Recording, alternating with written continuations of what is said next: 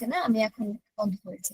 ঠিক আছে, আরো সবাই জয়েন হচ্ছেন, তো জয়েন হতে থাকুন, আমি আর আর 2 মিনিট একটু অপেক্ষা করি।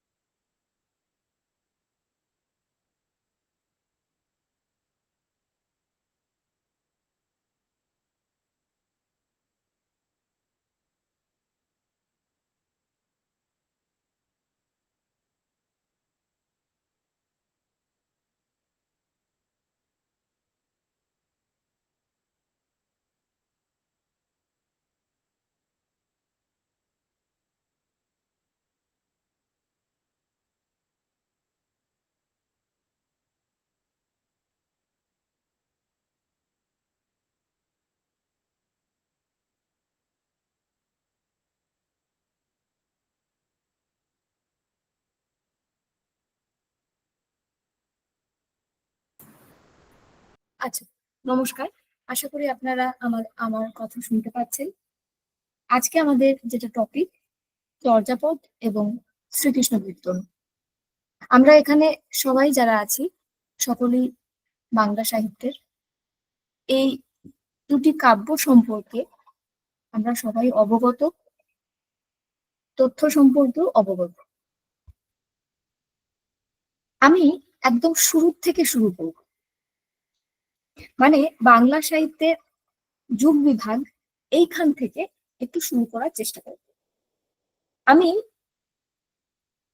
পরপর একটু ছবির মতো বলে যাওয়ার চেষ্টা করছি, আপনারা একটু রিকল করুন, মানে সবই তো আমাদের জানা, আমি একটু মনে করাতে সাহায্য করব খালি। বাংলা সাহিত্যের যুগ বিভাগ মোটামুটি আমরা জানি 3টে যুগ: প্রাচীন যুগ, মধ্যযুগ, আধুনিক যুগ। প্রাচীন যুগের সময়কাল 650 থেকে 1200, মধ্যযুগ 1201 থেকে 1800, আধুনিক যুগ 1801 থেকে এখন বর্তমান 2025 সাল পর্যন্ত। এই মধ্যযুগকে আবার 3টি ভাগে ভাগ করা হয়েছে। প্রাক চৈতন্য যুগ, মানে প্রাক মানে পূর্বে, চৈতন্য জন্মগ্রহণ করার আগে আর চৈতন্য যুগ মানে চৈতন্য সমকালীন যে সময়টা এবং চৈতন্য পরবর্তী যুগ চৈতন্যদেব মারা যাবার পর। চৈতন্য প্রাগ যুগ যেটা সেটা 1201 থেকে 1500, আর চৈতন্য যুগ যেটা 1501 থেকে 1600, চৈতন্য পরবর্তী স্বাভাবিকভাবে 1601 থেকে 1800। এবার এই সময়কালের মধ্যে আমাদের সাহিত্যের ইতিহাস যে চর্চা সেটা করতে হবে। এরপর আমরা সরাসরি চর্যাপদে ঢুকে যাব। চর্যাপদ আপনারা জানেন এখানে বেশ কতগুলি পদ রয়েছে, 50টির মতো পদ ছিল। কিছু পদ নষ্ট হয়ে গেছে, পাওয়া যায়নি, ম্যাক্সিমাম পদই পাওয়া গেছে।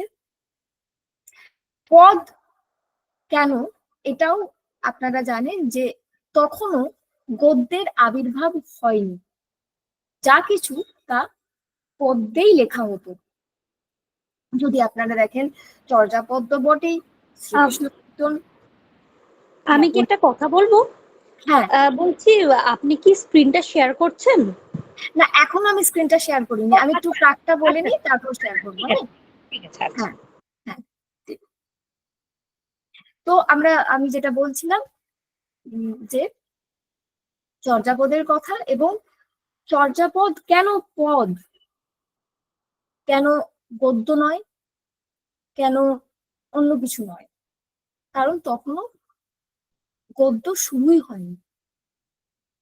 চর্যাপদ পদ্যে লেখা, শ্রীকৃষ্ণ কীর্তনও তাই, মধ্যযুগের বাকি যা কিছু রচনা হয়েছে, শিবায়ন কাব্য, সমঙ্গল কাব্য, চণ্ডীমঙ্গল কাব্য, রামায়ণ, মহাভারত সবই পদ্যে লেখা।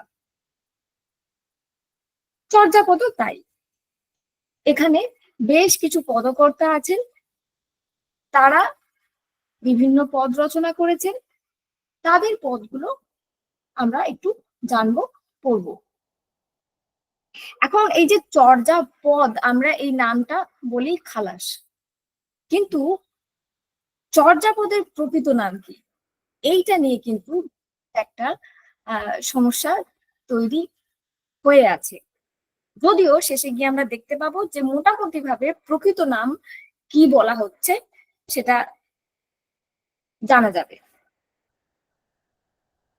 একজন সংস্কৃত টিকাকার যার নাম মুনি দত্ত, তিনি এই পুঁথিটার নাম বলতে চাইলেন আশ্চর্য চর্যাচয়। আবার নেপাল থেকে পাওয়া যে পুঁথি সেখানে নাম রয়েছে চর্যাচর্য বিনিশ্চয়। আবার প্রবোধচন্দ্র বাগচি, তার মতে এটার নাম হওয়া উচিত ছিল চর্যাশ্চর্য বিনিশ্চয়। আবার ডক্টর হরপ্রসাদ শাস্ত্রী, খুব পরিচিত নাম আমাদের কাছে, তিনি বলছেন এটার নাম হওয়া উচিত ছিল চর্যাচর্য বিনিশ্চয়। উচ্চারণগুলো অনেকটা কাছাকাছি, কিন্তু বানানের তফাৎ রয়েছে। আমি স্ক্রিনটা শেয়ার করছি, কোথায় তফাৎটা রয়েছে একটু দেখে নিন। আপনারা নিশ্চয়ই স্ক্রিনটা দেখতে পাচ্ছেন।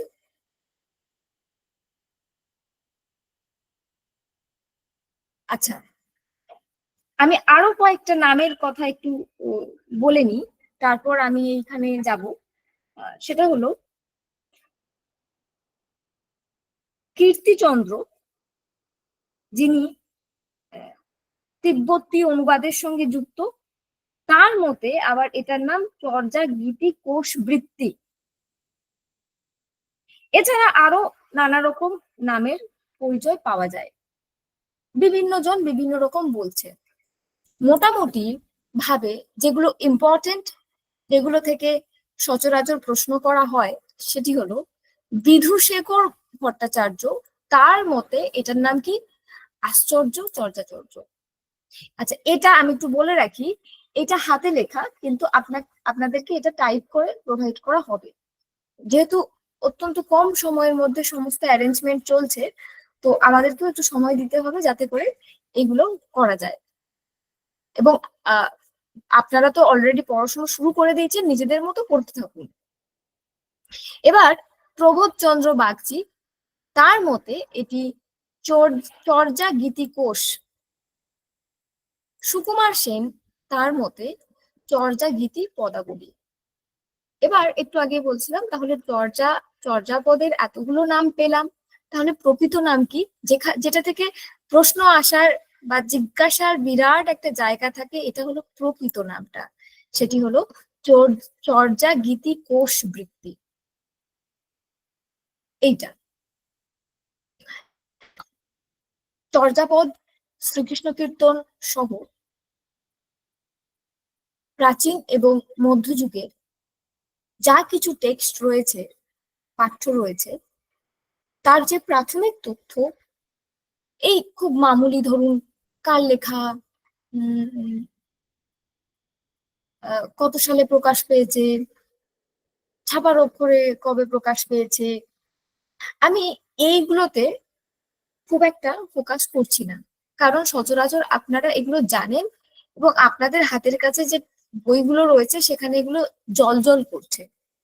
আমি একটু টার্গেট করব যেগুলো সচরাচর বাজার চলতি বইয়ে পাওয়া যায় না, বা আমাদের একটু ঘেটে একটু ভেতর থেকে বের করতে হয়, সেই তথ্যগুলোতে আমি একটু টার্গেট করব। আচ্ছা, চর্যাপদে যার পদ সব থেকে বেশি রয়েছে তিনি হলেন কান্নপা। আচ্ছা, কান্নপা, কান্ন শব্দের অর্থ কি? কৃষ্ণ। কান্ন শব্দের অর্থ কৃষ্ণ। কৃষ্ণ। কৃষ্ণ। কান্ন শব্দের অর্থ কৃষ্ণ। আচ্ছা, কান্ন থেকে কৃষ্ণ, এটা ধ্বনির কি পরিবর্তন হয়েছে, বা শব্দার্থ পরিবর্তনের কি ধারায় হয়েছে? হ্যাঁ, অর্ধ তৎসম। আচ্ছা আচ্ছা, তারপর দেখুন, মণি দত্ত সংস্কৃত ভাষায় টিকা রচনা করেন এই গ্রন্থটির। একটা ট্রিক দেওয়া আছে এখানে, যে বেশিরভাগ জিনিস 4 বার, মানে চর্যাপদে যা সব জিনিসপত্র রয়েছে, ধরুন সংখ্যাগত যে সমস্ত জিনিসপত্র, সেইগুলো কিন্তু বেশিরভাগটাই 4 সংখ্যা দ্বারা। ধরুন আপনি কোনো প্রশ্নের উত্তর জানেন না, এখানে তো নেগেটিভ মার্কিং নেই, নেই তো, আমি ঠিক জানি না, মানে নেগেটিভ নেগেটিভ মার্কিং আছে? না, নেই, নেগেটিভ মার্কিং নেই, নেগেটিভ মার্কিং নেই। নেই না, ঠিক ঠিক ঠিক আছে। না না, নেগেটিভ মার্কিং যেহেতু নেই, ধরুন চর্যাপদ থেকে এমন কোনো প্রশ্ন এসেছে, আপনি ধরুন সংখ্যাগত দেওয়া আছে 2, 3, 4 এরকম কিছু দেওয়া আছে, তো আপনি সেই উত্তরটা জানেন না, আপনি 4 করে দিয়ে আসুন। অন্তত 70% মানে আপনি 70% নিশ্চিত হতে পারেন যে উত্তরটি আপনার ঠিক হবে। আচ্ছা, নেপালের পুঁথিতে যেটি নাম ছিল যে চর্যাচর্য বিনিশ্চয়। আচ্ছা, এবার দেখুন, যে 3টি পদ পুরো, আর একটি পদের একটুখানি, মানে 3.5 পদ তো নষ্ট হয়ে গিয়েছিল, 50টা মোট পদ রয়েছে, 50টা মোট পদ ছিল, রয়েছে বলাটা ভুল, ছিল, তার মধ্যে 3টে গোটা পদ আর আধখানা পদ, যার আধখানা পদ মানে একটা পদের শেষের অংশ, সেটা নষ্ট হয়ে গেছে, পাওয়া যায়নি। তালপাতার পুঁথিতে লেখা, এখনকার মতো তো নয়, ফলত সেটা নষ্ট হয়ে গেছে। তো এই যে নষ্ট পদগুলো, এগুলো কার ছিল? 23 সংখ্যক যে পদের শেষাংশ, সেটি ভুসুকুপাদের লেখা। 28 নম্বর পদ কান্নপাদের লেখা। 25 নম্বর পদ তান্ডিপাদের লেখা। 48 নম্বর পদ, যেটা কুক্কুরি পাদের লেখা। এবার যেটা খুব ইম্পর্টেন্ট, এইটা দেখুন, বেশ ইম্পর্টেন্ট একটি জায়গা। লুই পাদ, যার মোট পদের সংখ্যা 2টো। শান্তিপাদ, যার পদের সংখ্যা, মোট পদের সংখ্যা 2টো। সবরপাদ, যার মোট পদের সংখ্যা 2টো। তাহলে এনাদের 3জনেরই 2টো 2টো করে পদ। আপনারা একটা কবিতা বানিয়ে ফেলুন নিজেদের মতো করে, লুই শান্তি সবর 2 2 2, এরকম করে একটা কিছু বানিয়ে ফেলুন। ভূসুকুপাদ, যার পদ সংখ্যা 8টি। কান্নপাদ, কান্নপাদ সব থেকে বেশি পদ রচনা করেছেন। কান্নর সঙ্গে কৃষ্ণ, এই কথাটা মনে রাখবেন। কান্ন, কৃষ্ণ। কৃষ্ণ সব থেকে ব্যক্তিত্ববান পুরুষ, কৃষ্ণ সব থেকে শক্তিবান বীর্যবান পুরুষ, যে কারণে সে সব থেকে বেশি পদ লিখেছে। এইরকম করে যদি আপনি মনে রাখেন, তাহলে এটা কখনো ভুলবেনই না। তাহলে তিনি সব থেকে বেশি পদ রচনা করেছেন, সেটা হলো 13টি পদ। আর সরহপাদ, সরহপাদের লেখার 4টি পদ। আচ্ছা, এইখানে তো মাত্র কয়েকজন কবির নাম গেল, 24 জন পদকর্তা রয়েছে। বাকিদের পদ কোথায় গেল? বাকিদের নাম কোথায় গেল? বাকিদের নাম মনে রাখার দরকার নেই, আপনার দরকারই নেই। আপনি শুধু এইটুকু মনে রাখবেন যে বাকি যত পদকর্তা রয়েছে তাদের প্রত্যেকের একটি করে পদ রয়েছে, তাদের একটি করে পদ রয়েছে। মানে লুইপাদ, শান্তিপাদ, সবরপাদ, ভূসুকুপাদ, কান্নপাদ, সরহপাদ। সবর এবং সরহ গুলিয়ে গেলে চলবে না, হ্যাঁ, সবর সবরই, আর সরহ আলাদা। তো এই কয়জন পদকর্তার কটা কটা পদ, এটা মনে রেখে দিন। বাকি যত পদকর্তা আছে, মানে এই নামগুলো ছাড়া আপনি অন্য কোনো আনকমন নাম যেটা আপনি শুনেননি মনে করবেন, সেটাই, তারই একটি করে পদ। আচ্ছা, এরপর এই যে পদকর্তা, তাদেরকে বলা হতো পদকর্তা, এখন বলা হচ্ছে পদকর্তা। তারা প্রকৃতপক্ষে তো কবি, কিন্তু তাদের যে প্রাচীন নাম, প্রাচীন ওই সময় ডাকা হতো, তাদেরকে বলা হতো সিদ্ধাচার্য। তো তো এই এই যে এনাদের মধ্যে যিনি আদি সিদ্ধাচার্য, তার নাম লুইপা। মানে লুইপা মানে লুইপা। গুরু শিষ্য এনারা 3জন। কে কে? সরহপা, সবরপা এবং লুইপা। মানে সব থেকে প্রাচীন লুইপা, তারপর জন্মগ্রহণ করেছেন সবরপা, তারপর জন্মগ্রহণ করেছেন সরহপা। চর্যার সংস্কৃত টিকা যিনি রচনা করেছেন, তিনি মণিদত্ত। আর যিনি তিব্বতী অনুবাদ করেছেন, তিনি কীর্তিচন্দ্র। আচ্ছা, এই দুটো না খুব গুলিয়ে যাওয়ার সম্ভাবনা রয়েছে। কেমন করে মনে রাখবেন? দেখুন, আমরা সংস্কৃত সাহিত্যেই মুনি ঋষিদের কথা পড়েছি, তাই না? সবার আমাদের সংস্কৃত ছিল স্কুলে। তো এই মুনি ঋষিদের কথা আমরা কেবলমাত্র সংস্কৃত সাহিত্যে পড়েছি, অভিজ্ঞান শকুন্তলমে পড়েছি, হ্যাঁ। তাহলে সংস্কৃত মুনি, আর তিব্বতী কীর্তিচন্দ্র। মানে এই যে কীর্তিচন্দ্র, এর একটা অর্থ হলো পতাকা, মানে ওড়ে আর কি। দেখবেন যে ওই ইয়ের ফ্ল্যাগ গুলো হয়, হলো ওই নেপালের বৌদ্ধ যে ফ্ল্যাগ গুলো হয়, মনাস্ট্রিতে যে ফ্ল্যাগ গুলো ওড়ে। হ্যাঁ হ্যাঁ হ্যাঁ। তো তো এইটা দিয়ে আপনি মনে রাখতে পারেন এটা। আর সংস্কৃত টিকা যেটা, সেটা আবিষ্কার কে করেছিলেন? দেখুন, গুলিয়ে ফেললে কিন্তু চলবে না। কে টিকা রচনা করছে, কে কি আবিষ্কার করছে, এগুলো সব গুলিয়ে ফেললে চলবে না, হ্যাঁ, একটু মনে রাখতে হবে। সেটা হলো হরপ্রসাদ শাস্ত্রী।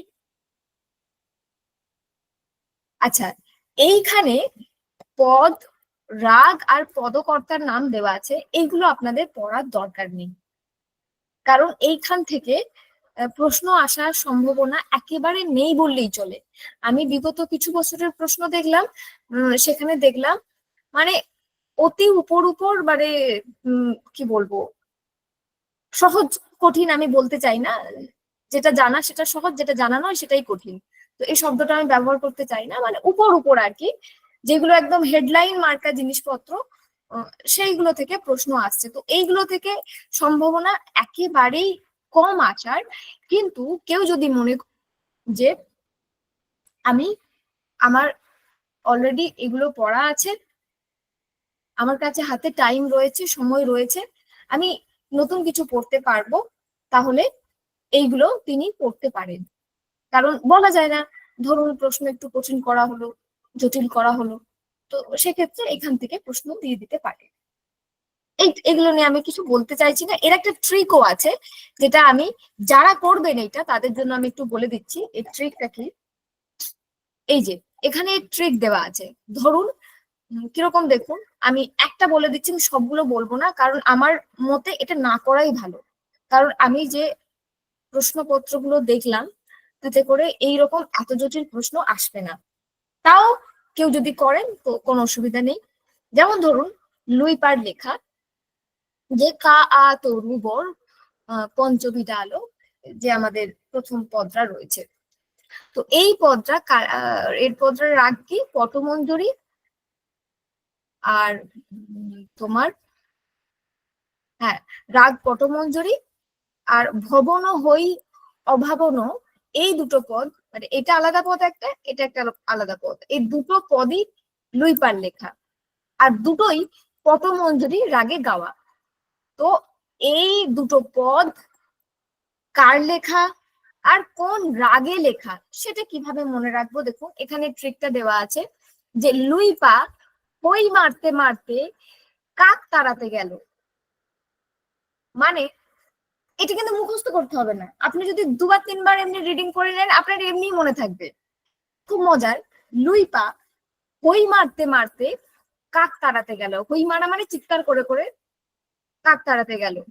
তাহলে লুই পা মানে, এটা লুই পাদের লেখা, হই মানে এই যে হই এই শব্দটা, মানে প্রথম লাইনে হই শব্দ, অর্থাৎ আপনি যখনই দেখলেন যে লাইনের মধ্যে হই শব্দটা আছে তখন আপনার মনে পড়ে যাবে, আচ্ছা লুই পা হই মারতে মারতে কাক তাড়াতে গেল, তার মানে এটা লুই পার লেখা।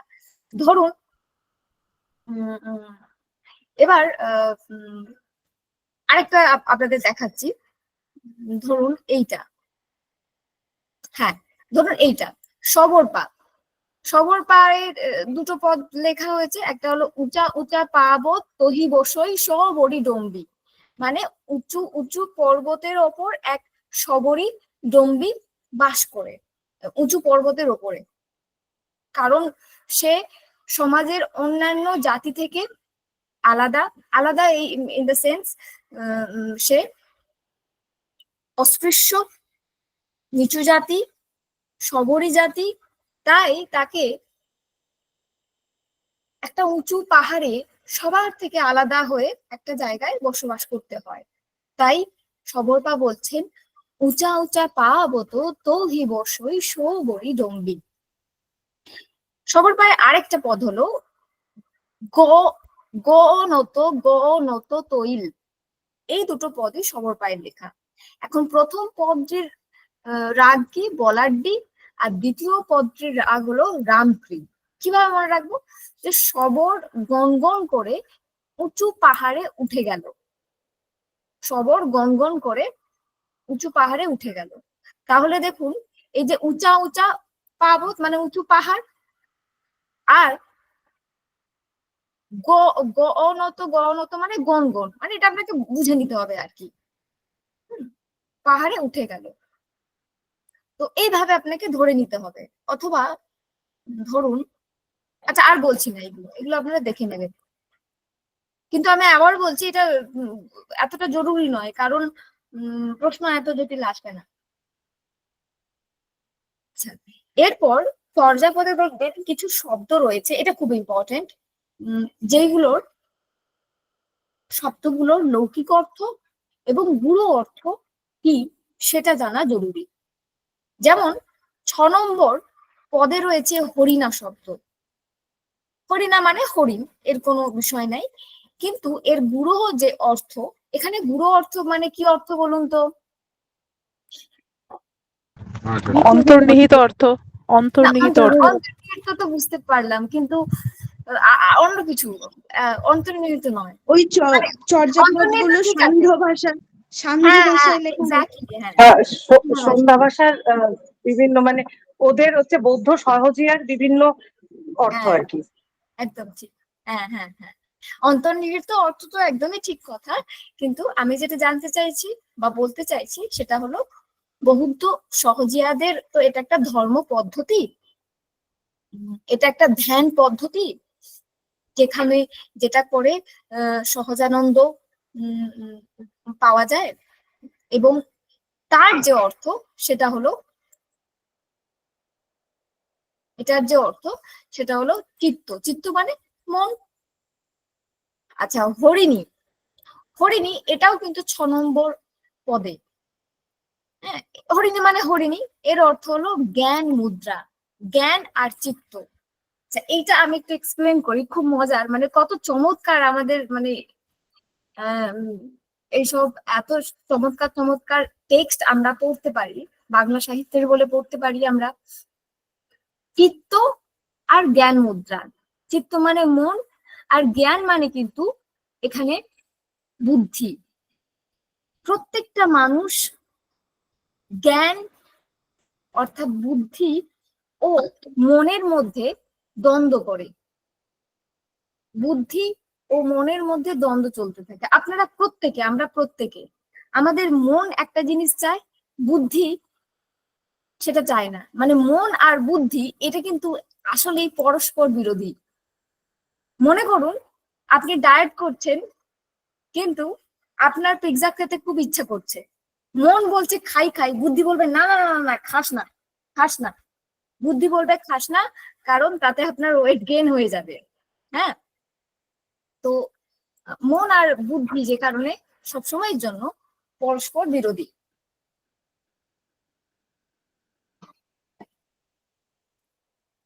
ডম্বি, এই ডম্বির প্রসঙ্গ 10 নম্বর পদে আছে। মানে ডম রমণী, এর অর্থ হলো পরিশুদ্ধ, পরিশুদ্ধা বধূতিকা, মানে পরিশুদ্ধ একজন বধূ। আসলে বধূত্ব, এক মিনিট, তো স্ক্রিনটার প্রবলেম হচ্ছে, আমি ক্লাসে ফিরে আসছি।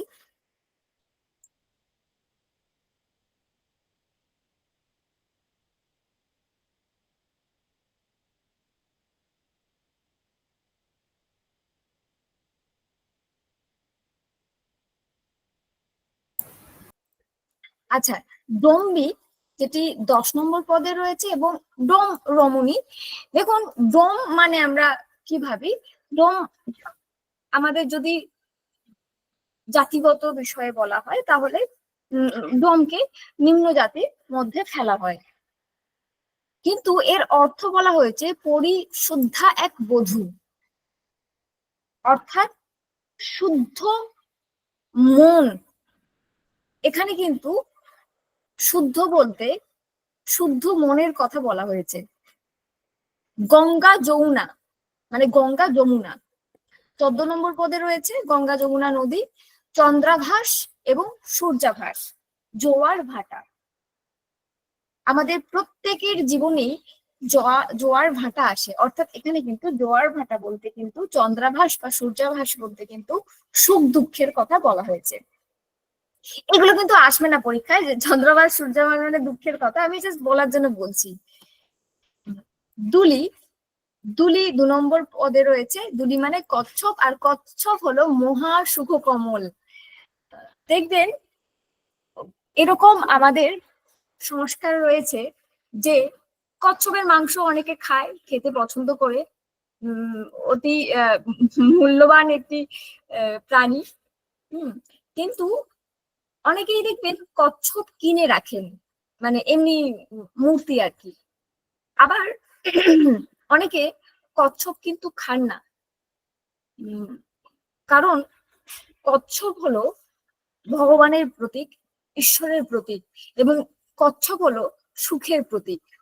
আচ্ছা, আমি এগুলো কেন বলছি, কচ্ছপ সুখের প্রতীক, ইত্যাদি, যাতে করে আপনাদের মনে থাকে এই দুলি দুলি শব্দের অর্থ কচ্ছপ, আর কচ্ছপ মানে মহাসুখ কমল, মানে সুখ মনে রাখলেই তখন অপশন দেখলেই ধরে ফেলবেন। হ্যাঁ, একটা কথা মনে রাখবেন, প্রসঙ্গত মনে পড়লো বলে রাখি, প্রশ্নপত্রে কিন্তু 4টে অপশন থাকবে, একটা, দুটো, তিনটে, 4টে। এই 4টের মধ্যে যে কোনো একটার মধ্যে উত্তর আছে, মানে আপনার প্রশ্নপত্রের মধ্যেই উত্তর আছে, শুধু আপনাকে সঠিকটা নির্ণয় করতে হবে। এই কথাটা আমরা সবাই জানি, কিন্তু আপনি একবার ভেবে দেখুন তো, আরেকবার ভেবে দেখুন তো, 4টে অপশন রয়েছে, তার মধ্যেই উত্তর, মানে প্রশ্নপত্রের মধ্যেই উত্তর। এমসিকিউতে এটাই হচ্ছে মজার বিষয়, প্রশ্নের মধ্যেই উত্তর। তো আপনি যদি খানিকটা আইডিয়া রাখেন, খানিকটা মাথার মধ্যে ধরে রাখেন, তাহলে খুব সহজেই কিন্তু উত্তর করা যেতে পারে। ধরুন জিজ্ঞাসা করলো দুলি শব্দের অর্থ কি, আপনাকে কচ্ছপ অপশানে দিল না, আপনাকে দিল মহাসুখ, চন্দ্রাভাস, সূর্যাভাস, নপুংসক, দৈবী ইত্যাদি এরকম অপশানে দিল। তো তখন আপনার মনে আসবে, আচ্ছা দুলি, কচ্ছপ, তারপর সুখ, কচ্ছপ থাকলে সুখ আসে, ভগবানের প্রতীক, এরকম একটা মানে রিলেট করে মনে পড়ে গেল, তখন আপনি আচ্ছা তাহলে 2 নম্বর অপশন মহাসুখ, এটাই উত্তর। এইভাবে মানে এমসিকিউ করার মজা হচ্ছে এখানে। আচ্ছা, তারপর শবর, শবর জাতীয় পুরুষ, বজ্রধর ও হেরু। বারুণী, বারুণীর 3 নম্বর পদে রয়েছে। বারুণী শব্দের অর্থ হলো মদ, মানে মদ্য, সুরা, সংবৃত্ত, বোধিচিত্ত। পুলিন্দ, পুলিন্দ মানে মাস্তুল, আর তার যে আধ্যাত্মিক অর্থ সেটা হলো নপুংসক। শবরী 50 নম্বর পদ, শবর জাতীয় নারী, এর অর্থ হলো দৈবী নৈরাত্মা। আচ্ছা, এবার চর্যাপদের যে 4টে চক্রের কথা আমরা জানি, যার প্রথম চক্রটা আমি যখন পড়তাম, এটা চর্যাপদ যখন প্রথমবার আমি ভালো করে পড়েছিলাম, পড়ার মতো করে পড়েছিলাম, আমি যেভাবে পড়তাম এই 4টে চক্র মনে রাখার ক্ষেত্রে আমি টাচ করে করে পড়তাম। মানে প্রথম চক্র নাভিতে, যার নাম নির্মাণ চক্র। ন ফর নাভি, দন্তনয় নাভি, দন্তনয় নির্মাণ, ভুলে যাবেন না, দন্তনয় নাভি, দন্তনয় নির্মাণ। আপনার শরীরের সব থেকে নিম্নে রয়েছে নাভি। তারপর দ্বিতীয় চক্রের নাম হৃদয়। নাভি থেকে একটু ওপরে উঠে, তার একটু উপর দিকে উঠলে আপনার হৃদয় রয়েছে, যার নাম ধর্মচক্র। আচ্ছা, হৃদয়ে কেন ধর্মচক্র আছে? ধর্ম কিন্তু সবসময় হৃদয়ে থাকে। ধর্ম কিন্তু কখনোই তার কোনো মানুষের বাহ্যিক বিজ্ঞাপন, সরি টু সে, বাহ্যিক বিজ্ঞাপন দেখে বোঝা যায় না। মানে আপনারা যদি একটু ওই পিকে সিনেমাটাকে খেয়াল করেন, ওই সিনটা যেখানে দেখানো হচ্ছে যে একজন ব্রাহ্মণকে পরিয়ে দেওয়া হয়েছে ওই বরখা, তারপর একজন খ্রিস্টানকে পরিয়ে করে দেওয়া হয়েছে ওই মাথায় টুপি টুপি দিয়ে, যা থেকে বোঝা যাবে সে মুসলিম ধর্মের। মানে আমরা যদি পোশাকটা পাল্টে দিই, অর্থাৎ বাহ্যিক যে ঢংটা, বাহ্যিক যে দৃশ্যটা, সেটা যদি পাল্টে দেওয়া হয়, তাহলে ধর্ম সেই সেই ভুল বার্তা প্রেরণ করে, তাই না? প্রকৃতই ধর্ম কিন্তু হৃদয়ে অবস্থান করে। হ্যাঁ, এবং সেটা কিন্তু হিন্দু, মুসলিম, শিখ, হ্যাঁ, খ্রিস্টান, এরকম কিন্তু আলাদা আলাদা, এরকম আলাদা আলাদা মূর্তি, আলাদা আলাদা বিশ্বাস, এরকম নয়। এইখানে যে ধর্মের কথা বলা হয়েছে সেটা হলো মনুষ্যত্ব এবং মানবিকতার ধর্ম, যেটা সবসময় হৃদয়ে বসবাস করে। আশা করি এরপর আপনারা ভুলবেন না যে ধর্মচক্র হৃদয়েতেই বসবাস করে। তৃতীয় চক্রের নাম যেটা হলো কণ্ঠ। আপনি হৃদয় ছেড়ে দিন, এবার হাতটা আপনার কণ্ঠে রাখুন, মানে যেখানে একদম শিব, যেখানে তার ইয়েটা কালকুট বিষ যেখানে রেখেছিল, হ্যাঁ, সমুদ্র মন্থনের সময় যেখানে বিষটাকে আটকে দিয়ে রেখে দিয়েছিল, সেখানে আপনি হাত দিন এবং সেটাকে বলুন সম্ভব চক্র। এখানে সম্ভব মানে মিলনের কথা বলা হয়েছে। মিলন মানে এখানে এই কণ্ঠে কিসের মিলন? সেটা হলো আত্মার মিলন, মানে আপনার আপনার হৃদয়ের আত্মা এবং আপনার হৃদয়ে বসবাসকারী ভগবানের সঙ্গে মিলন। আমরা জানি, এটা শুনেছি যে প্রত্যেক মানুষের মধ্যে ঈশ্বর বসবাস করেন। ঈশ্বরের আলাদা কোনো মূর্তি নেই, মানুষের মধ্যেই ঈশ্বর বসবাস করেন। জীবাত্মার সাথে পরমাত্মার মিলন। একদমই তাই, একদমই তাই। তো এই যে জীবাত্মার সঙ্গে পরমাত্মার যে মিলন, সেটা কণ্ঠে। তারপর চতুর্থ যে চক্র, সেটা হলো মস্তিষ্কে, মানে মাথায়। এবার কণ্ঠ থেকে হাতটা সরিয়ে সোজা মাথায় নিয়ে চলে যান, যেটার নাম সহজ চক্র বা মহাসুখ চক্র। যখন কাউকে আশীর্বাদ করা হয়, তাই তার মাথায় হাত দিয়ে আশীর্বাদ করা হয়, যাতে সে মহাসুখ পায়। এইগুলো আসলে এটা ফার্স্ট স্টেজ। এখানে শান্তি পাওয়া যায় না, এখানেও শান্তি পাওয়া যায় না, এখানেও শান্তি পাওয়া যায় না। শান্তি পাওয়া যায় এই মহাসুখ চক্রে এসে বা সহজ চক্রে এসে। তার আগের দুটো স্তরে কি, যেখানে ওই আপনি বললেন জীবাত্মার সঙ্গে পরমাত্মার মিলন হবে, এই জীবাত্মার সঙ্গে পরমাত্মার মিলন যিনি দেখিয়েছেন তিনি হলেন শ্রী চৈতন্যদেব। শ্রী চৈতন্যদেব কি করলেন?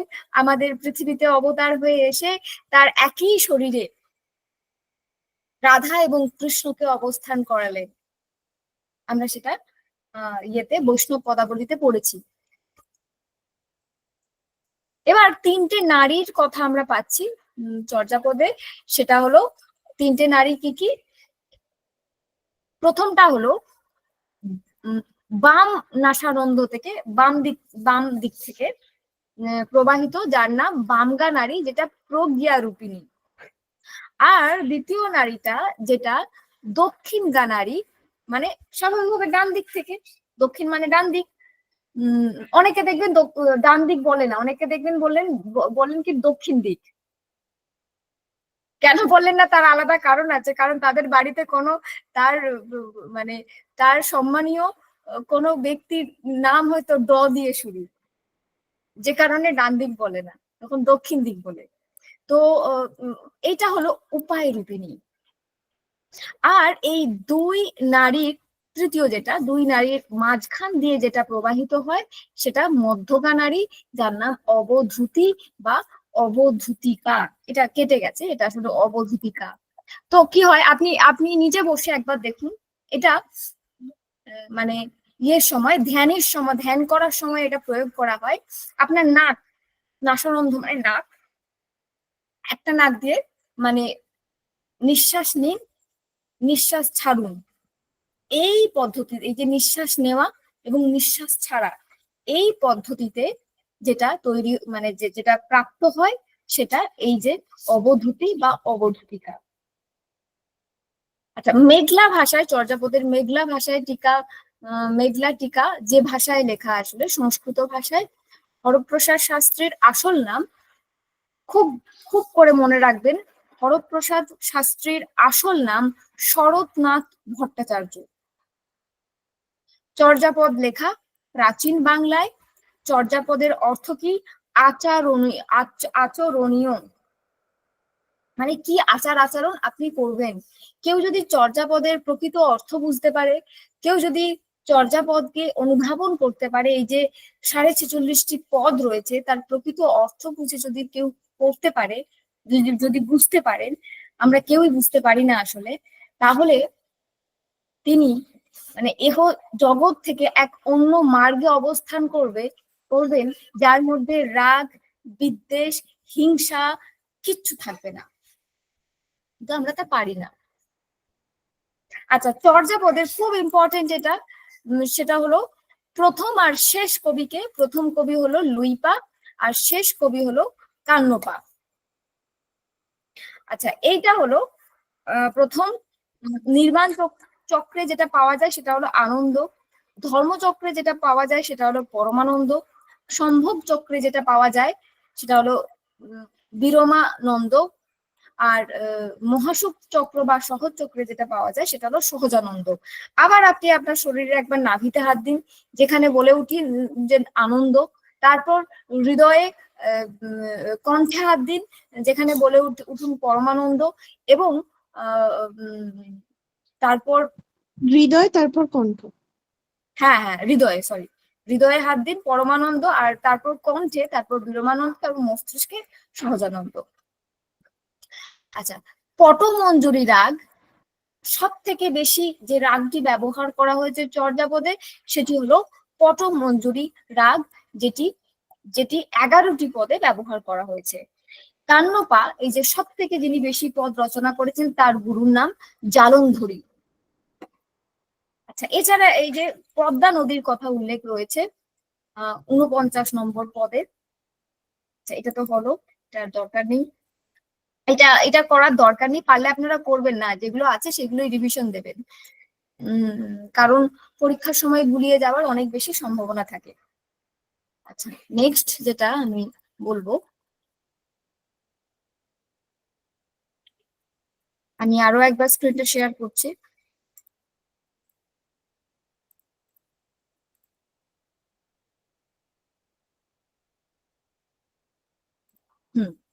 আশা করছি দেখতে পাচ্ছেন। আচ্ছা, এই সবগুলো দরকার নেই, অনেক ডিটেলে হয়ে যাবে, এগুলো কোনো দরকার নেই।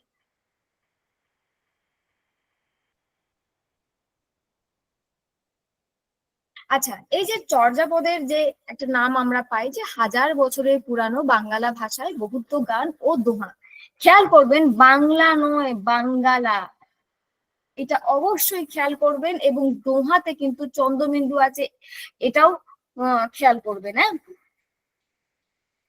আর 1000 বৎসর নয় বছরের, পুরাণ নয় পুরানো, এই জিনিসগুলো একটু খেয়াল করবেন। যদি এদিক ওদিক করে দেওয়া হয় তাহলে কিন্তু মুশকিলে পড়ে যাবেন তখন।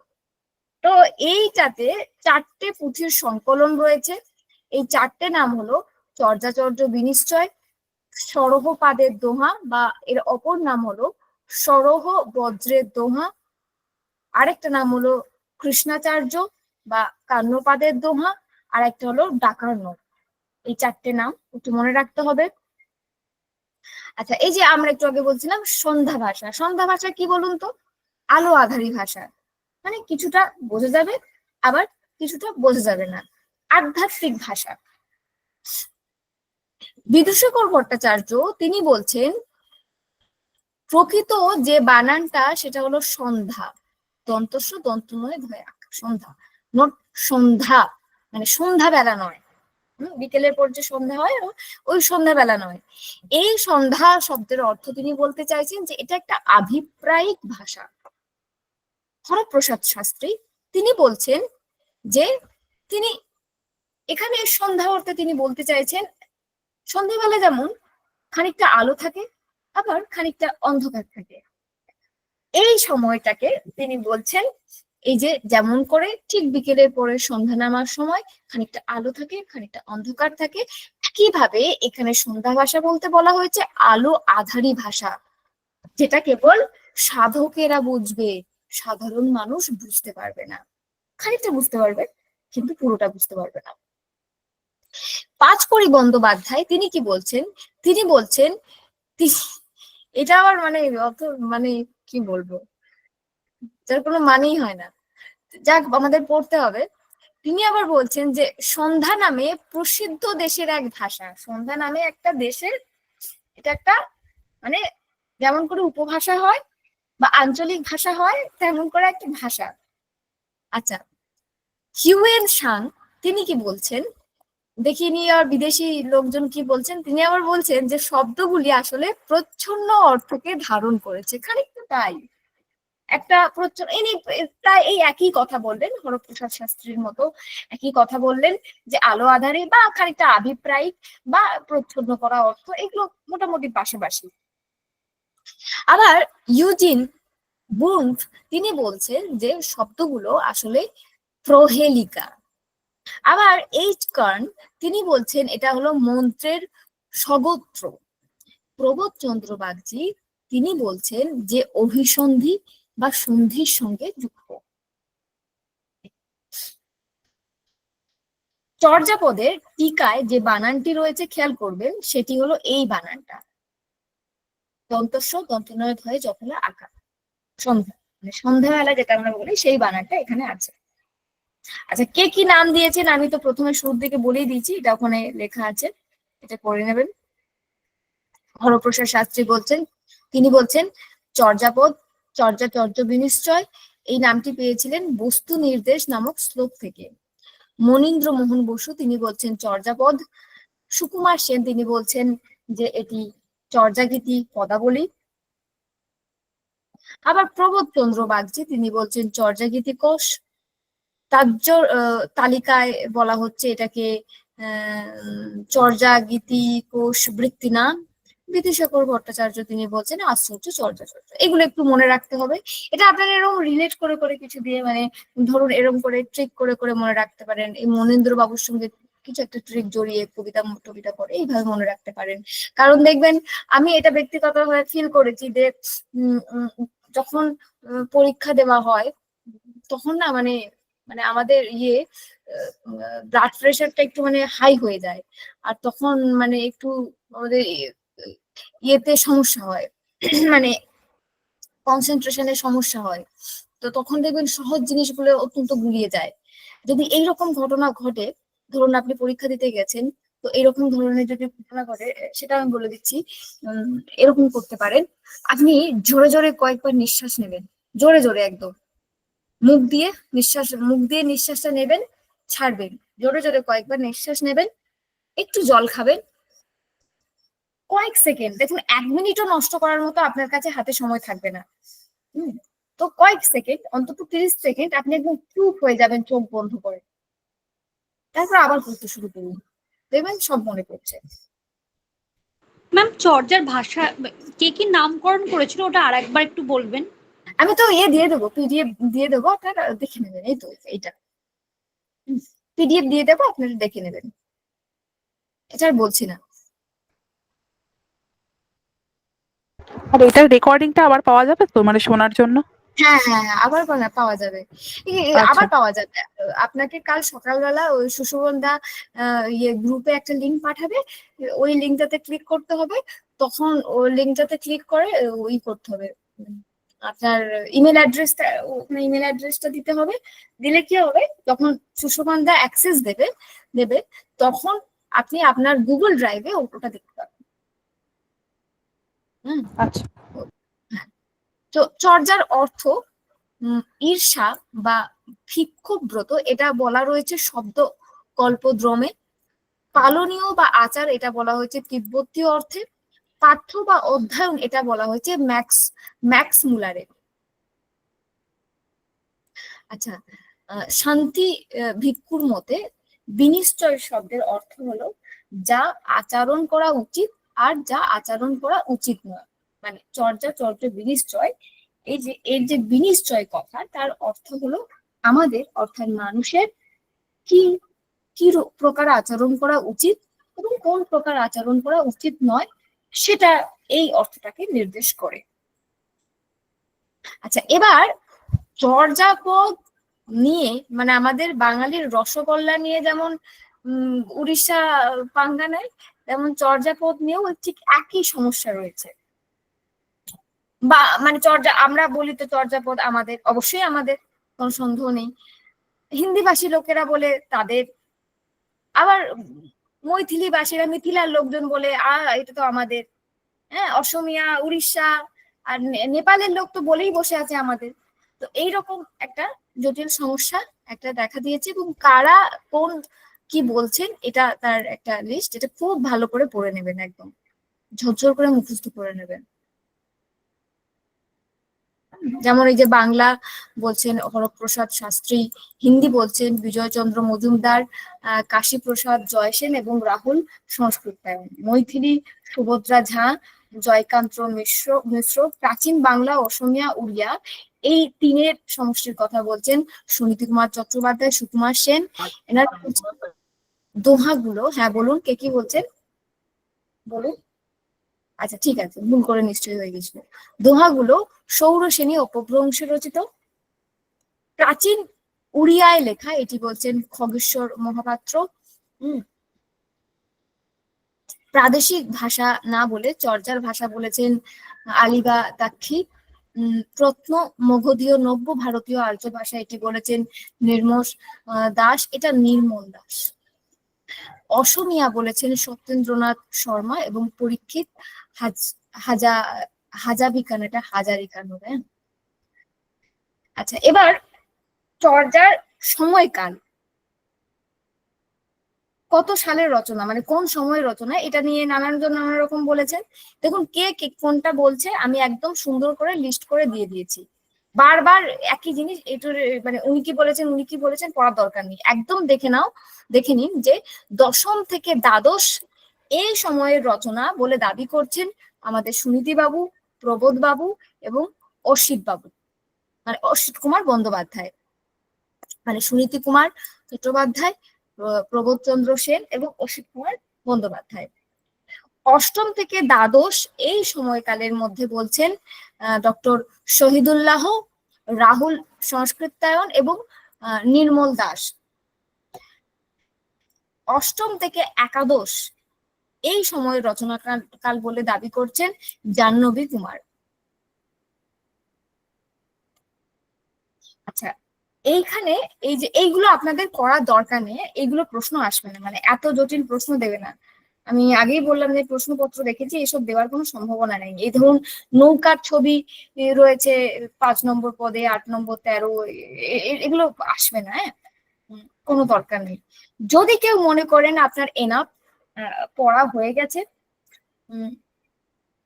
তাহলে এটা আপনি একটু দেখে রাখতে পারেন। যদি ধরুন একটা আদ্রা এরকম কিছু দিয়ে দিল সেক্ষেত্রে। আচ্ছা, চর্যার ইংরেজি অনুবাদ যিনি করেছেন তিনি হলেন অতীন্দ্র মজুমদার। বাংলা যিনি অনুবাদ করেছেন তিনি হলেন সুভাষ মুখোপাধ্যায় এবং চর্যার ফ্যাক্সিমিলি সংস্করণ যিনি করেছেন তিনি হলেন নীলরতন সেন।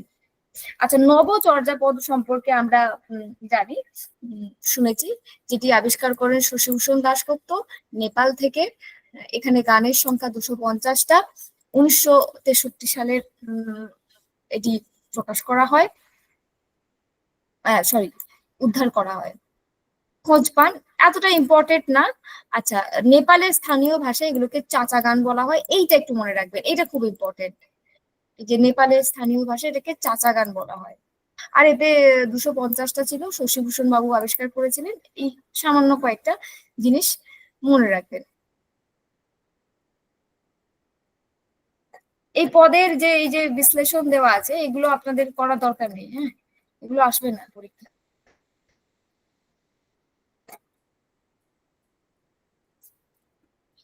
আচ্ছা, চর্যাপদে অলংকারের যে ব্যবহার রয়েছে সেটা শব্দশ্লেষ, অতিশয়োক্তি, বিরোধ, রূপক, অনুপ্রাস, উৎপ্রেক্ষা, এই শব্দালঙ্কার এবং অর্থালঙ্কার গুলি ব্যবহার রয়েছে। মানে মনে রাখবেন শব্দালঙ্কার এবং অর্থালঙ্কার দুটোরই ব্যবহার রয়েছে। আচ্ছা, এবার আদি সিদ্ধাচার্য হচ্ছে লুইপাদ, কিন্তু রাহুল সংস্কৃতায়ন তার মতে সর্বপাদ, এটা একটু মনে রাখবেন। এগুলো করার দরকার নেই। মোটামুটি চর্যাপদটা আমি খানিকটা চেষ্টা করলাম আপনাদের রিকল করিয়ে দেবার।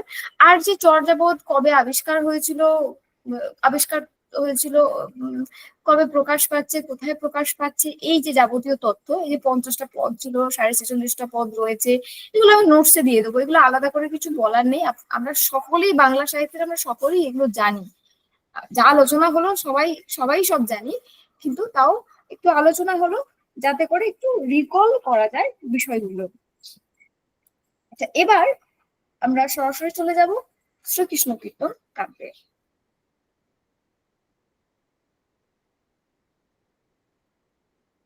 আমি একটু মানে ভূমিকাটা একটু বলে নিই, শ্রীকৃষ্ণ কীর্তন কাব্য সম্পর্কে একটু বলে নিই, আপনারা একটু আমার সঙ্গে সঙ্গে মনে করুন যে শ্রীকৃষ্ণ কীর্তন কাব্য যেটি মধ্যযুগীয় একটি কাব্য, 1909 খ্রিস্টাব্দে, 1909 না 1916 কত সালে প্রকাশ পায় শ্রীকৃষ্ণ কীর্তন কাব্য? 1916 হুম 1916 1916 1916-তে বাংলাদেশ 1916 হ্যাঁ 1916 1909-এ পুঁথিটা আবিষ্কার হয় আর 1916-তে প্রকাশ পায়। 1916 একদমই। আচ্ছা, আরেকটা জিনিস সবসময় মনে রাখবেন, বঙ্গাব্দ থেকে খ্রিস্টাব্দ করতে গেলে 593 জুড়ে দেবেন। 593। মনে করুন আপনি কোন একটি সালের বঙ্গাব্দ জানেন, কিন্তু আপনাকে প্রশ্নে জিজ্ঞাসা করেছে খ্রিস্টাব্দ, তখন আপনি তার সঙ্গে 593 যোগ করে দিয়ে যেটা আছে সেটা উত্তর হবে। আচ্ছা, বসন্ত রঞ্জন রায় বাঁকুড়া জেলা থেকে একটি পুঁথি আবিষ্কার করেন। কোথা থেকে? আবার গোয়াল ঘরের মাচা থেকে। ভাবুন, এমন একটা পুঁথি যেটা গোয়াল ঘরের মাচা কি জানেন? বলতে পারবেন? হ্যাঁ, গরু যেখানে রাখা হয় তাকে গোয়াল ঘর বলে, আর হ্যাঁ, তার উপরে মানে চালা জাতীয় একটা করা হয় তাকে মাচা বলে। হ্যাঁ হ্যাঁ, ওপর ওখানে দিকে আসলে এমনি কাঠ বা কিছু রাখার জন্য গ্রামের দিকে ব্যবহার করা হয়। হ্যাঁ হ্যাঁ। এর এর দুটো কারণ হলো, এক তো গরুর না খুব গরম লাগে, তো গরুকে যাতে একটু ঠান্ডা আবহাওয়া দেওয়া যায়, ওর একটা মাচা থাকে। আর আপনি ঠিক বলেছেন, একদম ওই একদমই কাঠই রাখা থাকে, কেন জানি না কাঠই লোক রাখে। ওই কাঠের মধ্যে শ্রীকৃষ্ণ কীর্তন কাব্যের পুঁথি রাখা ছিল।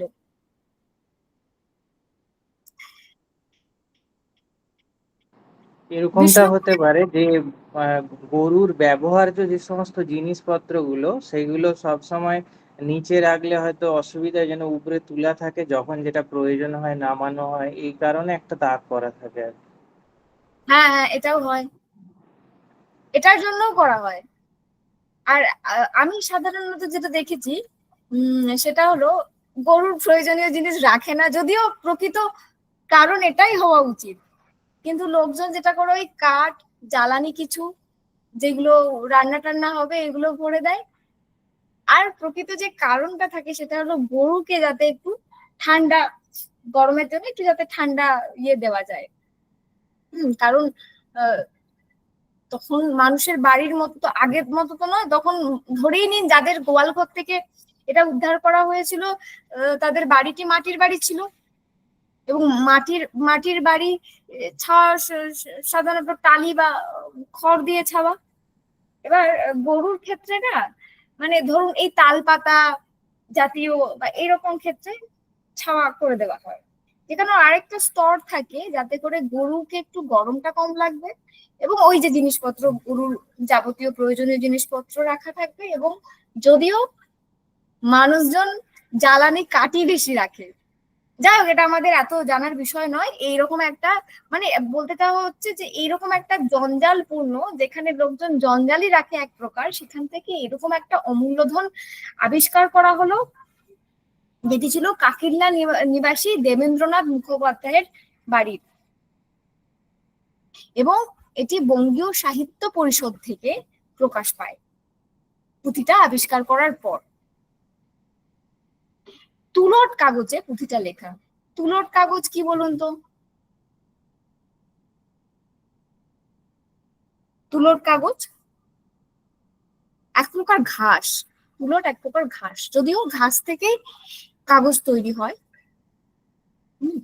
তুলট কাগজে লেখা ছিল, যেটার পাতার আকার ছিল 13.25 ইন্টু 3.75 ইঞ্চি। সাবাই ঘাস দিয়ে তৈরি ছিল কাগজটা। হ্যাঁ, একদম ঠিক, সাবাই ঘাস।